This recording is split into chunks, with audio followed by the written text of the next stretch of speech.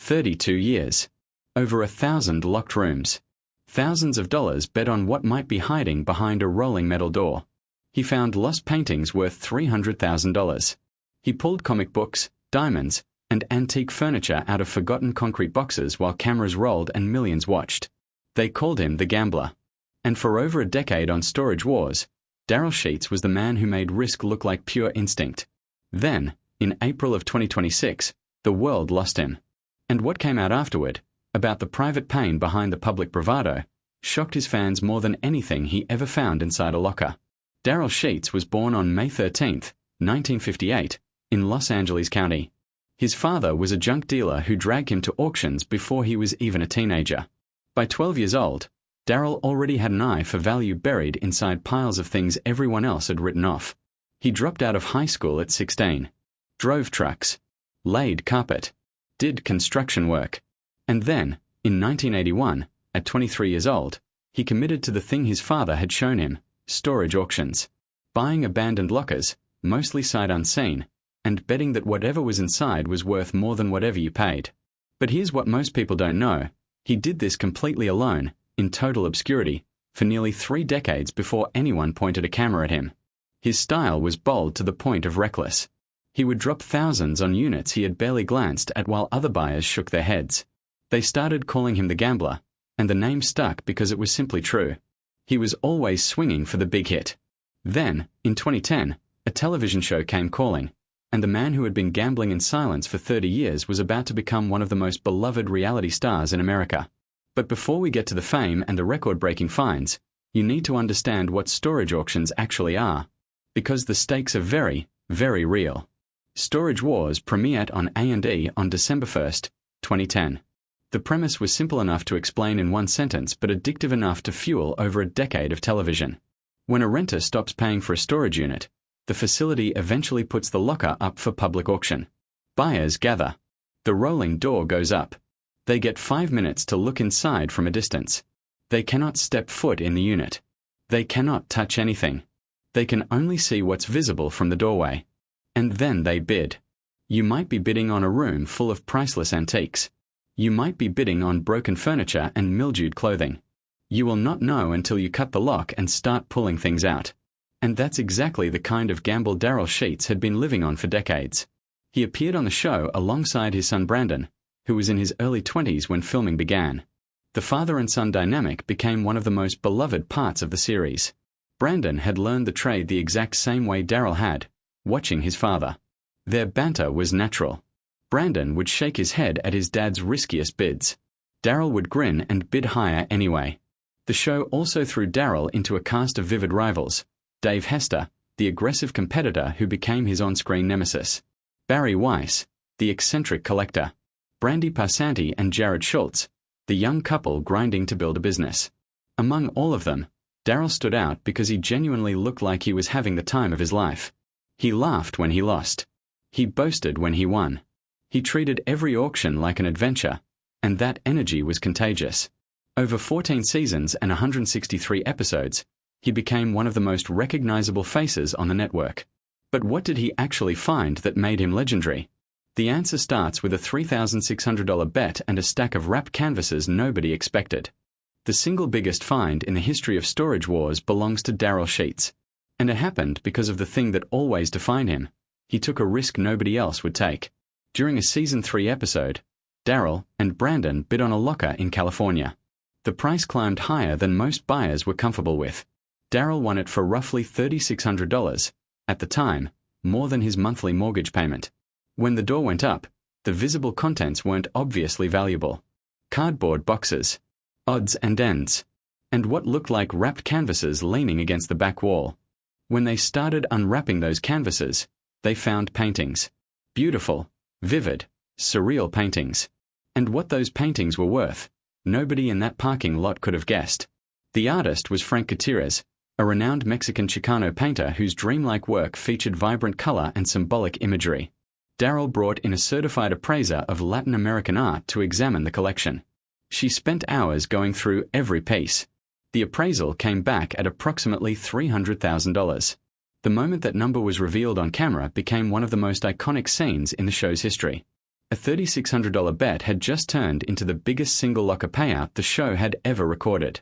But what happened after the cameras stopped rolling is the detail most people completely miss, and it tells you everything about who Darrell Sheets really was.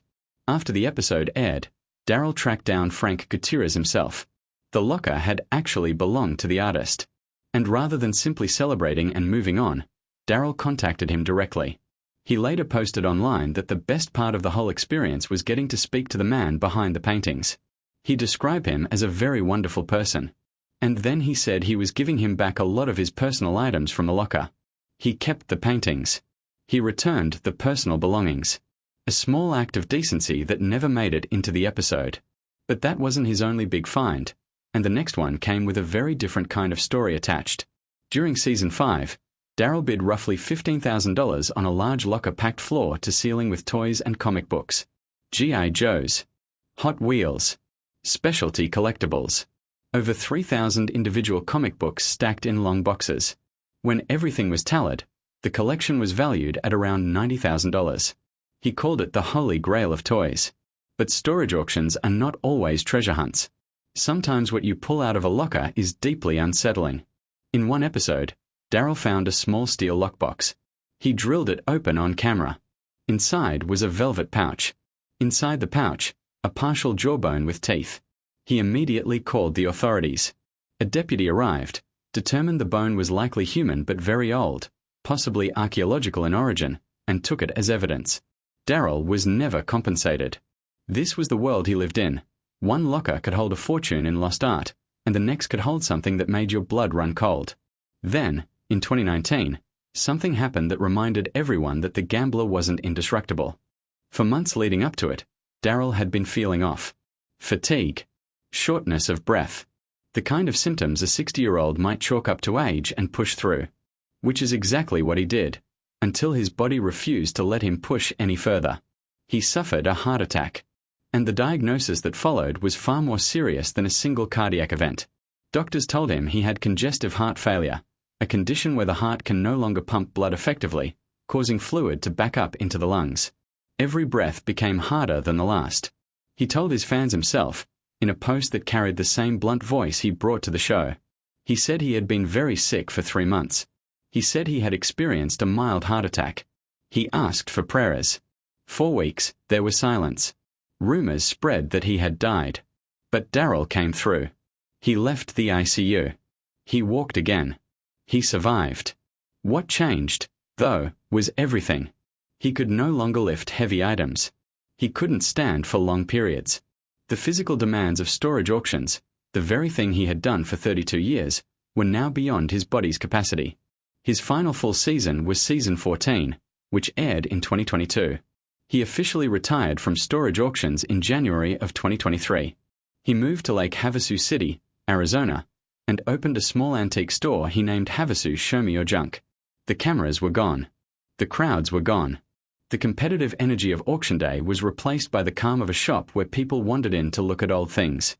From the outside, he looked like a man enjoying a quieter chapter after a long and colorful career. What nobody saw was what was happening in private. And what came to light after his death would leave people who loved him asking questions they may never fully be able to answer. On April 22, 2026, police in Lake Havasu City responded to a call at Darrell Sheets' home in the early hours of the morning. Officers found him deceased. He was 67 years old.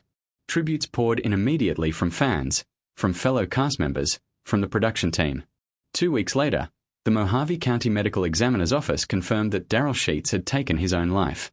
The man who had spent 3 decades walking into dark rooms and betting on what he would find had been fighting something in private that no camera ever captured and no auction could fix. In the days after his death, his Storage Wars co-star Renee Nezhoda posted a video that added a devastating layer to the story. Nezhoda was visibly shaken. He said Darrell had been dealing with relentless cyberbullying, a person tormenting him with cruel messages every day about his weight, his age, and his family. Nezhoda said Darrell had shown him hundreds of messages over the preceding months, that the harassment had been constant and escalating, that Darrell had been posting about it on his own social media in the weeks before his death, trying to call attention to what was being done to him. The Lake Havasu City Police Department confirmed they were aware of the cyberbullying accusations and that they were part of the active investigation. As of the time of this recording, no charges have been filed, and the investigation remains open. What makes that detail so painful is the contrast. On camera, Darrell Sheets was the loudest, boldest, most unshakable person in the room. He laughed off bad lockers. He celebrated wins with a shout that carried across parking lots. He projected a kind of invincibility that made people believe nothing could get to him. But screens are not armor. And the version of a person that exists on television is never the whole person. Somewhere between the public bravado and the private silence of a house in a small Arizona town, something broke that the people closest to him did not see in time. He was a high school dropout who turned a junk dealer's education into a career that made him a household name. He raised a son who worked beside him on national television and learned the same trade the same way Darrell had learned it. He pulled the biggest find in Storage Wars history out of a $3,600 locker and then tracked down the artist to return his personal belongings. He survived a heart attack and congestive heart failure and came back strong enough to keep going. He opened a store in a small town and kept doing the thing he loved in a quieter way. Darrell Sheets lived loudly, bid boldly, and treated every locked door like it might be hiding something extraordinary. He wasn't always right. Sometimes the locker was full of broken furniture and mildew. But he never stopped believing the next one might be the big hit. The gap between the man the cameras showed and the man who sat alone at night reading cruel messages on his phone, that's the part of this story that should stay with every person watching. He opened over 1,000 lockers in 32 years. The biggest treasure he ever found was a room full of paintings by an artist he had never heard of. But the biggest thing he left behind was a family, a legacy, and a reminder that the people we laugh with on screen may be carrying far more than we will ever know.